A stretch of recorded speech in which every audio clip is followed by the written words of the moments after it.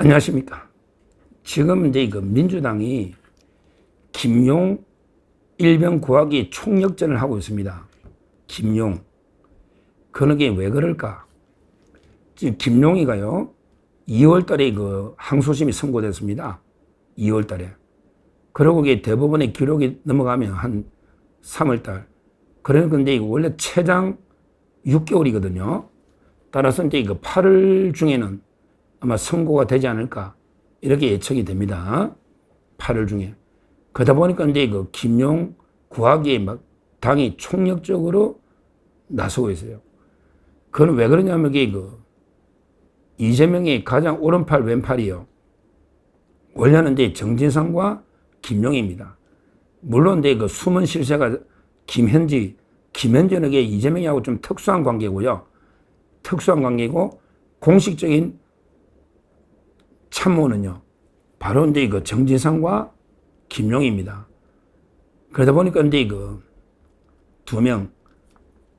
근데 정진상이는 이제 그 재판이 아직 한참 남았잖아요. 이재명하고 이제 그 재판을 같이 다 봤거든요. 그런데 그 이재명이는 중단이 되고 정진상이만 재판하는데 이 재판은 이게 그 아무리 빨리 끝나도 이게 5년 이상 걸릴 겁니다. 왜 그러냐면 이게 대장동 정인만 147명. 그 다음에 FC가 510명. 그리고 이제 그 백현동, 위례는 이제 끝났죠. 백현동도 몇십 년 될 겁니다. 그러니까 정진상은 이제 그 재판이 몇 년 걸리니까 크게 그 신경을 안 쓰고 있고 재판 진행을 하고 있습니다. 그런데 김용희가 지금 대법원에 가 있는데 심각하거든요. 왜 그러냐면 이게 그 김용희가 유죄가 되면요, 바로 이게 이재명 책임론이 그대로 불붙을 겁니다. 김용희가 대장동 일당한데 원래 이제 그 천화동인 1호 428억 천화동이 1호 이걸 이게 그 이재명 측의 동의다. 이 돈을 이게 달라. 이렇게 계속 요구를 한 거예요. 그래가지고 이제 그 돈을 받아가지고요, 실제 그 돈을 이제 그 김만배 씨가 안 주니까 빼기가 어렵다. 이래가 이제 그 남욱 변호사가 일단 자기 돈으로 유동규시 통해서 대납을 했던 이런 상황입니다. 그리고 이제 그 돈을 가지고 아마 김용은 제 생각에 3분의 1 정도씩 쓴 게 아닌가. 자기가 이제 그 3분의 1 배달 사고 좀 내고, 그리고 이제 그 이재명이 경선할 때 전라도 특히 조직 관리하는데 한 좀 쓰고, 그 다음에 검찰에서는 그 돈이 그 현금으로 이재명 측에 좀 간 게 아닌가. 이재명 장롱이 그때 한 3억 넣었잖아요. 경선할 때. 그 돈이 아닌가 이렇게 의심을 하고 있어요. 그래서 이제 그 김용은 핵심 완전히 이재명의 분신이면서, 그리고 이게 대장동하고 연결되어 있고, 그 다음에 경선하고 그때 이낙연하고 할 때 연결되어 있는 핵심이에요. 그래서 이제 그 김용희가 만약에 대법원까지 유죄가 확정돼 버리면, 그러면 이게 이재명은 몰랐냐? 김용희가 이게 그 이재명한테 보고도 안 하고 조직 관리할 리가 있냐? 그리고 이게 그 대장동 돈을 왜 달라고 하느냐? 이재명이 모를 리가 있냐? 이런 이제 그 바로 이게 그 비판이 계속 나올 겁니다. 그러니까 이재명으로서는 이게 그 상당히 곤혹스러운, 좀 미리 보는 이재명 재판이 되는 겁니다. 김용은. 이화영이하고 이게 또 달라요. 이화영은 이제 그 이해찬의 측근이 오고, 실제 그것도 이제 이재명이 알았다고 봐야 되지만, 그래 이게 김용은 옛날부터 이게 성남시 재선 의원인데, 처음부터 이게 그 이재명의 복심이니까 이재명이 모든 걸 알고 있잖아요.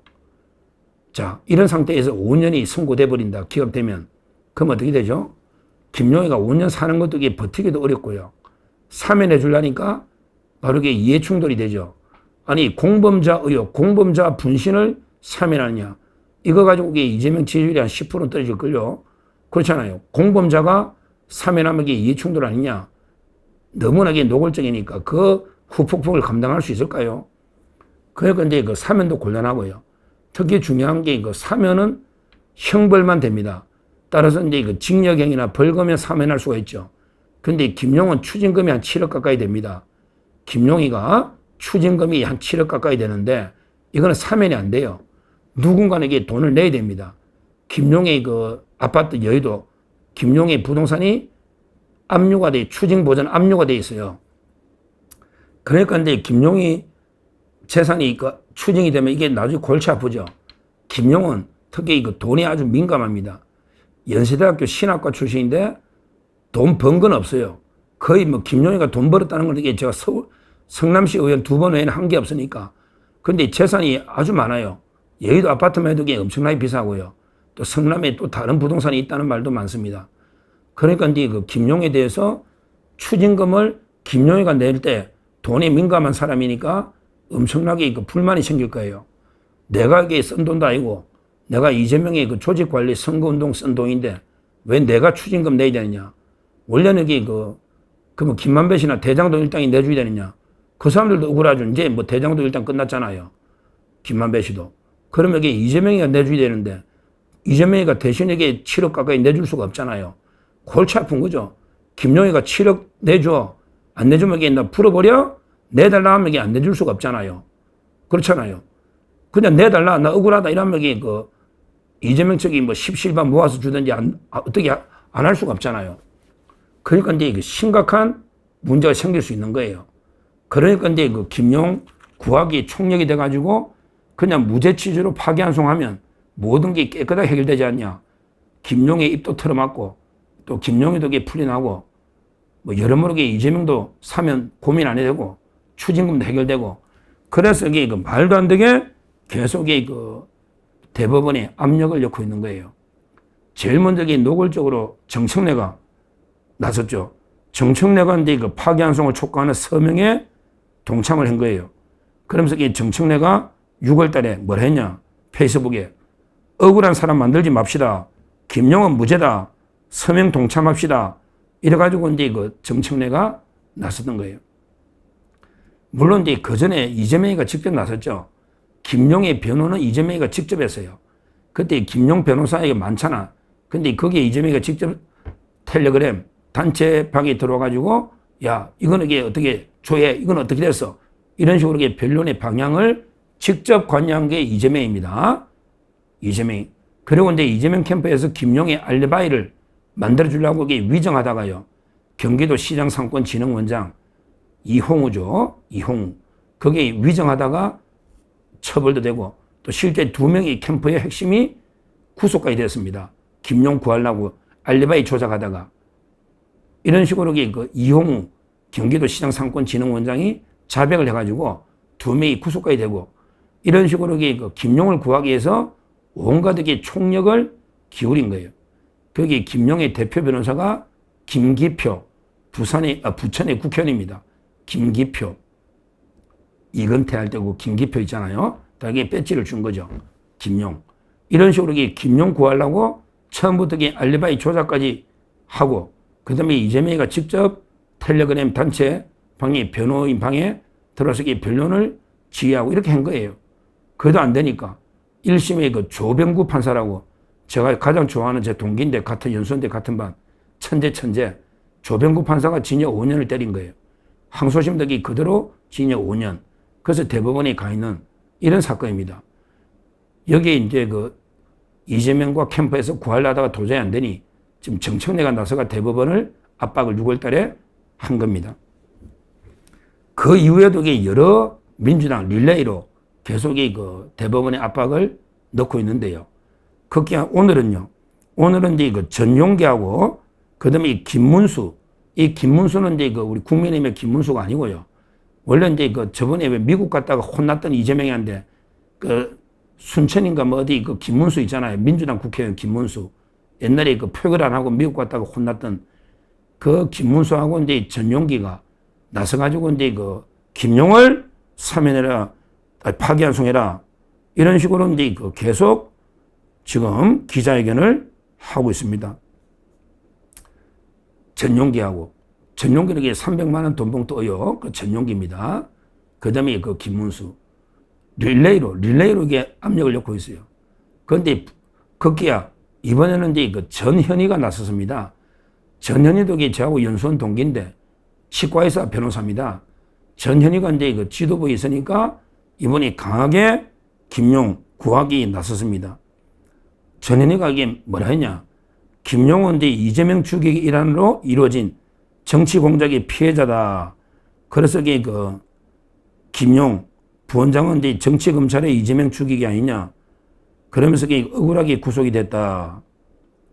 실제 그 1심과 항소심에서 자금을 유동규 씨한테 받는 자금의 그 수수 일시 장소에 가지 않았다는 증거로 구글의 그 타임라인, 구글의 타임라인 이게 믿을 수가 있나요? 김용희 핸드폰이 몇 개고요. 거기다가 이게 그 정확도가 다 떨어지는데 실제 알리바이 조작하려고 다 이용우 씨가 다 자백을 했잖아요. 그러니까 말도 안 되는 이야기죠. 구글 타임라인 이게 어떻게 믿나요? 김용희 또 핸드폰이 몇 개인데요.